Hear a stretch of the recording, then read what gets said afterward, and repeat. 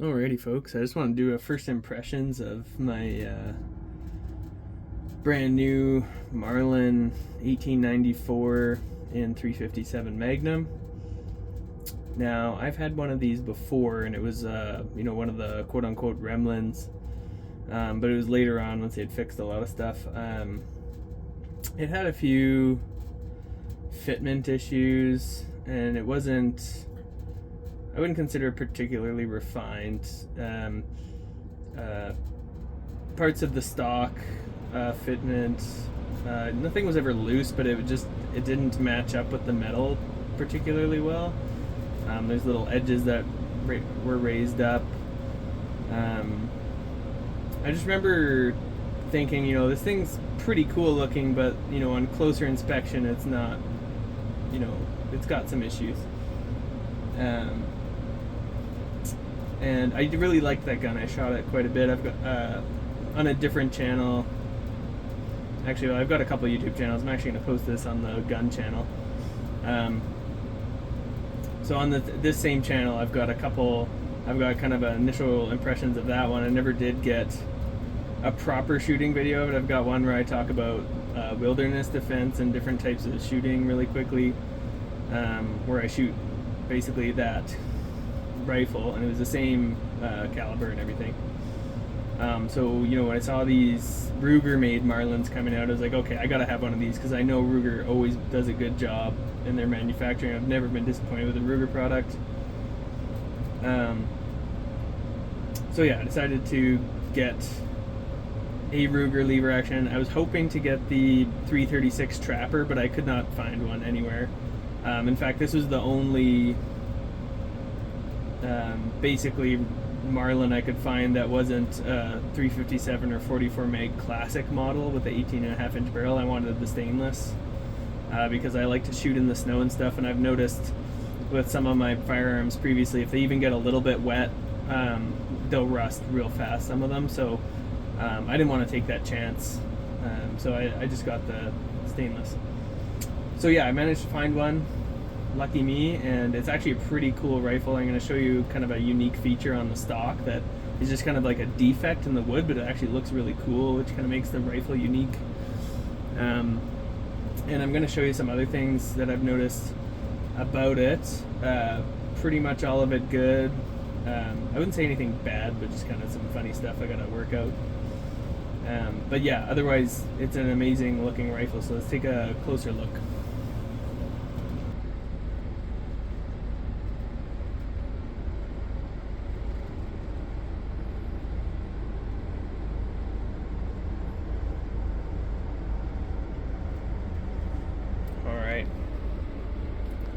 So this is the Ruger made Marlin 1894 and 357 mag.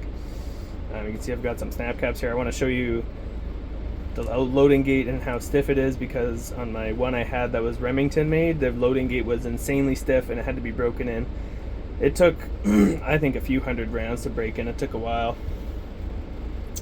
but let's not jump too far ahead here. So the basic fit and finish on this is quite excellent. I'm going to start kind of up here. So the Remington model did not have a threaded barrel. All of the new stainless Ruger made Marlin seem to come with a threaded barrel. So if you're American, you can put a suppressor on there, or if you live somewhere where you can use a suppressor, which is almost, if you're in New Zealand or the US or maybe some places in Europe. I'm Canadian, so we can't have suppressors. They're illegal because someone saw a movie and got scared. So anyways, another thing that I'm noticing on this is the fiber optic front sight. I don't know if it glows or what's going on, because I've never noticed any of my previous guns that have had fiber optics on them, but I went in the pitch black with this just to see how it did, and it glowed. Like, it was pitch black and it was glowing. The only problem was the rear sight, you can't see it in the pitch black, so you almost need to put some kind of white or maybe glowing paint on the inside of this ring here. But yeah, I could see the front sight in the dark really easily, which is interesting. It seems to be really well made, this front sight, if my camera will focus on it. It's kind of blind-ended on the front, which I actually like. And then you kind of got this white ring around it here on the inside, which just makes it look kind of nice. Barrel's 16.1 inches, I believe, which is a nice barrel length for any handy carbine. I think 16 inches is a really good length for any kind of bush rifle or anything like that. And yeah, I've even had lots of long, well, I wouldn't say long range, medium range precision shooting rifles with 16-inch barrels, and they've all done very well. So I'm a big fan of the shorter barrels. That's basically what I'm getting at. So you got your little end cap here. It's really well put on. You can see a little bit of the wood sticks a little bit proud of it, just barely. It's not absolutely 100% perfect, but all the places that matter, I feel like. Let's see if this camera will focus. Everything, the fin finish is quite good. So if you look around here, everything looks absolutely perfect, and it's the same on the other side. And let's talk about the top rail. So I believe this is an XS sights rail. I don't know if it says anywhere on there, but it kind of looks like one. Or maybe it's Ruger manufactured. Either way, it's nice to have the Scout style. Really, you can put a Scout optic on the front, you can put a regular optic on. Super handy, and I like the look of it as well. You've got a little adjustment screw for the rear sight here. If my camera will focus, there we go. So, you know, right, left, and then up and down is just done by twisting the actual peep itself, clockwise or counterclockwise.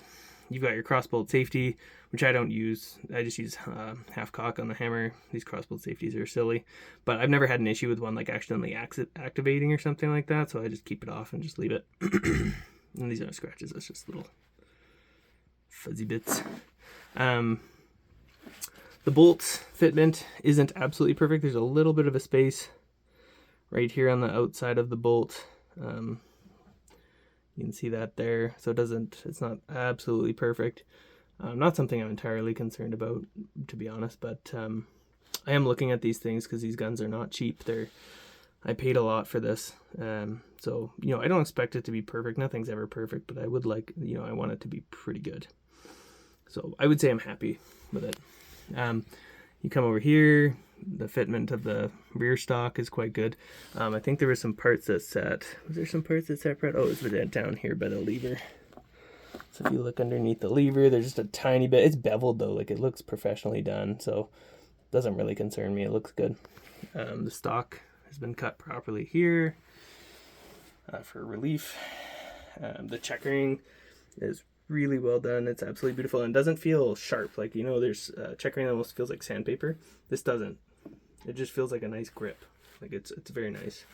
Easy on the hands, but also allows a bit of extra grip. The wood is very pretty on this rifle. I'm going to show you the other side where it kind of gets unique. But before we do that, we'll get to the butt pad. There's a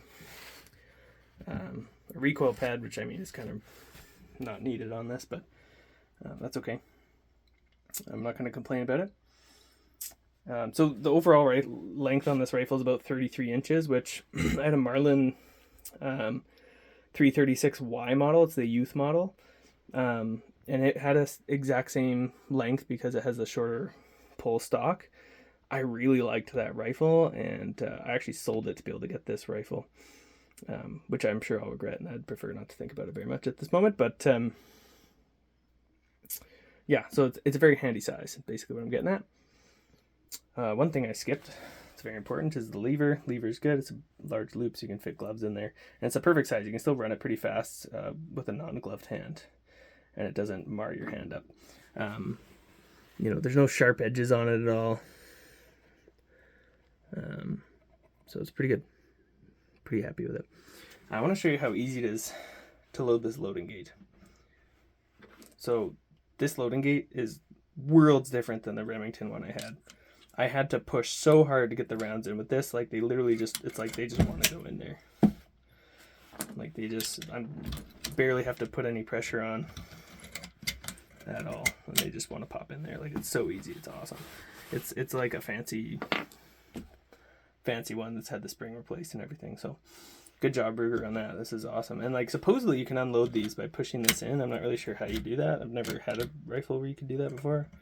Maybe you have to do that. Oh, there we go. So yeah, I guess you can unload it by pushing in on the side gate. So let's just demonstrate that one more time. Push it forward a little bit and up with my thumb, and then it just pops right out. So that's pretty handy. So you don't have to cycle the rifle. Not a big deal, because the way I used to do it is I would actually, I guess I said I never used the safety. I did use the safety when I was unloading, so to prevent a negligent discharge or accidental discharge or whatever, I would just put the safety on when I was unloading, and I would cycle the action to get all the rounds out. But this is a much safer and easier way to unload, so kudos to them on that. So let's flip the rifle over. Actually, before we do that, let's just look at the inscription here. So really nicely done.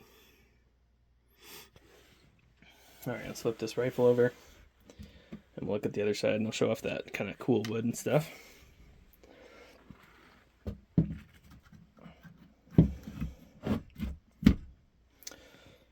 So yeah, look at that. This is on the front of the handguard, and I think it's just like some kind of funny knots and stuff, but man, does it look good. Look at that. It makes it look unique. Very beautiful. You got your inscription for the 357 mag and model 1894. That wood is just gorgeous right there. I wish the whole stock was like that.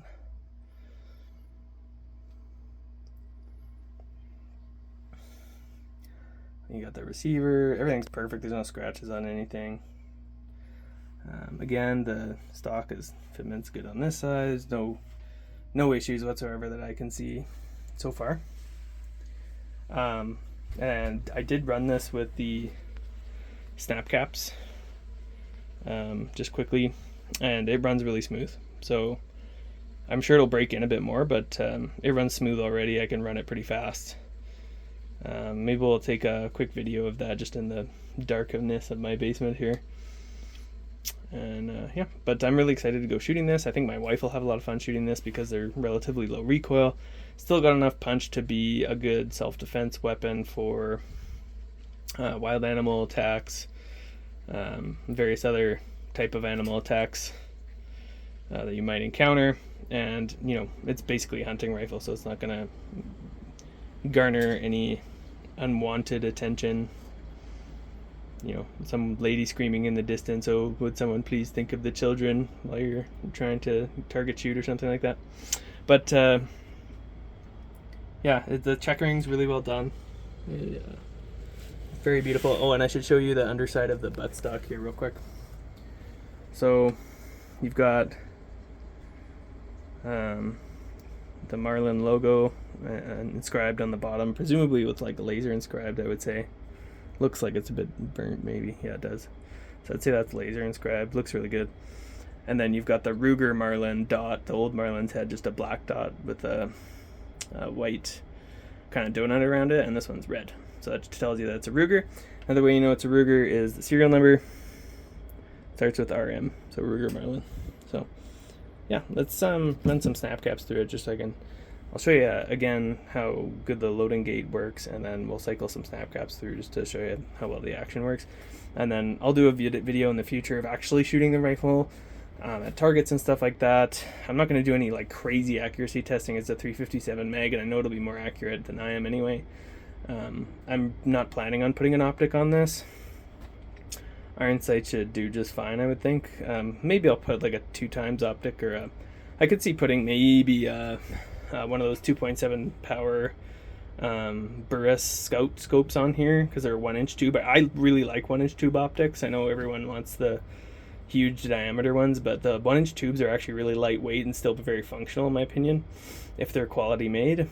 So I use 1-inch tubes a lot of the time on my rifles, depending on what the use is. But yeah, anyways, enough ranting. Let's just go cycle the rifle and see how she does. Alright, hopefully the camera will catch me properly.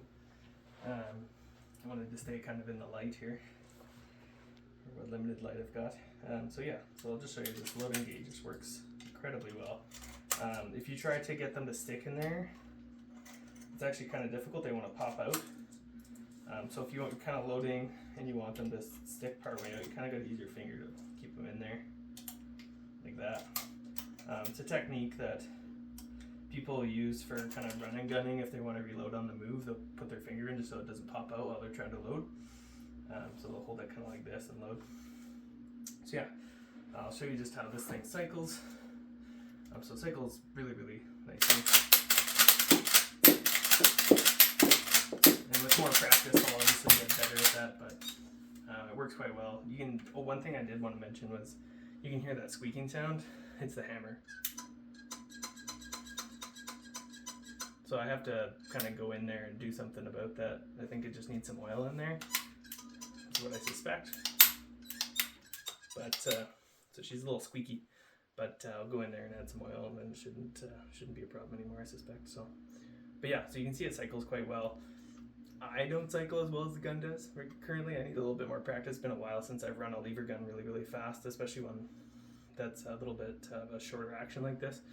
I'm a little bit more used to running like a longer action like a Marlin 336. So, but yeah, that's my initial impressions of this rifle. I hope you enjoyed it and got something out of it. Would I recommend this so far based on the fit and finish? Yes, I would. Again, these are not cheap guns, but I think they're really well built, and I think they're worth every penny, in my personal opinion. They've got a lot of heritage. Ruger does a beautiful job manufacturing these. You can tell that a lot of love has been put into these guns, which is no less than I'd expect from Ruger, but I think they've gone over the top with this. I think this is absolutely wonderful. These are beautiful rifles. Heirloom rifles, you could pass these down generations, no problem. So definitely worth the cash if you can fork it out. But thanks for watching.